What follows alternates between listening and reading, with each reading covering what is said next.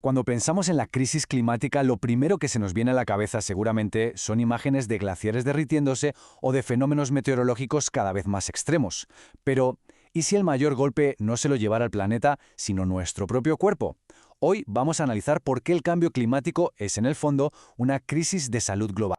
Para que nos hagamos una idea de la magnitud del problema, empecemos con esta frase que es muy directa, del director general de la Organización Mundial de la Salud. Las consecuencias para nuestra salud son reales y a menudo devastadoras. Y ojo, no está hablando del futuro, para nada. Está describiendo lo que ya está pasando. Y para que quede claro desde el principio, toda la información que vamos a ver aquí, cada dato sale directamente de su análisis, titulado Salud y Clima. Nos estamos basando en lo que dice la máxima autoridad sanitaria del mundo para desgranar este tema. Así que, con esto en mente, la pregunta que va a guiar todo nuestro análisis es la siguiente. ¿Y si la mayor amenaza para la salud mundial no fuera un virus, sino el propio clima? Venga, pues vamos al lío. Entremos de lleno en el diagnóstico. ¿Cómo exactamente nos está enfermando el clima? A ver, el punto clave aquí es este, y es muy importante entenderlo. El cambio climático no es que esté inventando enfermedades nuevas de la nada. Lo que hace, que es casi peor, es como si preparara el terreno, ¿no? Crea las condiciones perfectas para que las enfermedades que ya conocemos se muevan más rápido y lleguen a sitios donde antes ni se las esperaba.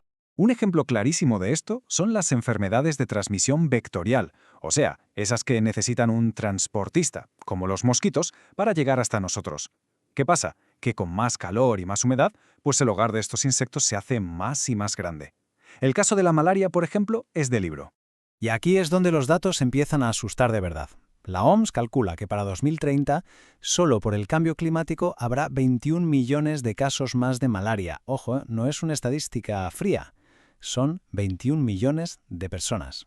Y claro, no hablamos solo de gente que se pone enferma, es que se estima que habrá más de 60.000 muertes adicionales por malaria entre 2030 y 2050, una cifra que es una auténtica barbaridad, sobre todo si pensamos en los avances médicos que tenemos.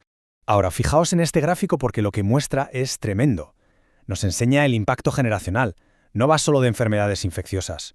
Una persona que nació, por ejemplo, en 1960, pues viviría un número de olas de calor a lo largo de su vida. Vale.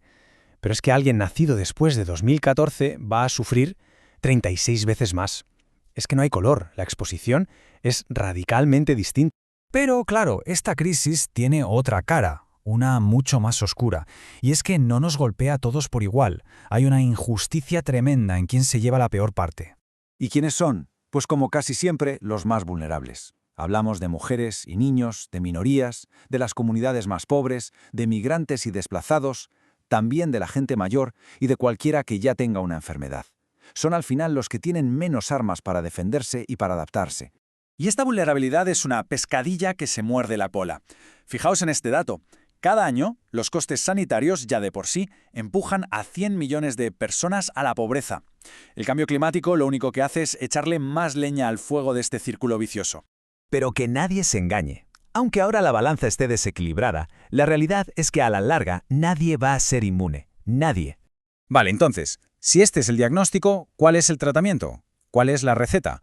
Pues aquí es donde la historia da un giro interesante. Porque la acción por el clima no es solo una cosa de ecologistas, es que es, probablemente, la mayor campaña de salud pública que podemos lanzar en este siglo. La lección que tenemos por delante es bastante clara. Por un lado, podemos no hacer nada y seguir como hasta ahora, lo que nos lleva a más crisis de salud y a costes que no paran de subir. O, por otro lado, podemos actuar, y eso no solo evita el desastre, sino que, de paso, salvan millones de vidas y nos da una población mucho más sana. Y aquí está la clave de todo. Lo dice el propio director de la OMS, no es una opinión. Los beneficios para la salud de actuar contra el cambio climático son muy, pero que muy superiores a lo que cuesta hacerlo. O sea que invertir en el clima es la mejor inversión que podemos hacer en nuestra salud. De hecho, vamos a hablar de esos efectos secundarios positivos, los que los expertos llaman cobeneficios, porque resulta que muchas de las cosas que tenemos que hacer por el clima nos hacen más sanos casi al instante. Mirad qué fácil se ve aquí. Es una cadena de buenas noticias. Empezamos por reducir los combustibles fósiles. Resultado inmediato, mejora la calidad del aire. Si el aire es más limpio, es más fácil y sano moverse a pie o en bici. ¿Y si nos movemos más? ¿Qué pasa? Pues que reducimos directamente las enfermedades del corazón y las respiratorias. Es un win-win por todas partes.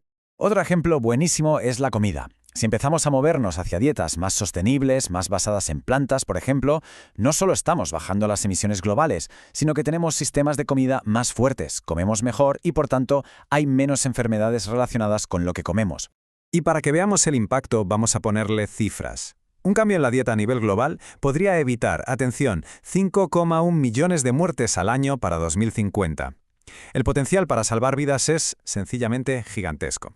Así que con todo esto sobre la mesa, llegamos ya a la conclusión. Y el mensaje final no puede ser otro que una llamada a la acción, una que tiene que ser ya y tiene que ser contundente.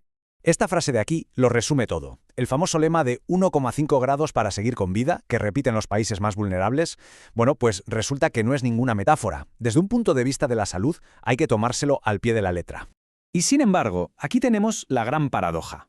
Mientras nuestra salud está literalmente en juego, la industria de los combustibles fósiles sigue recibiendo 11 millones de dólares en subvenciones.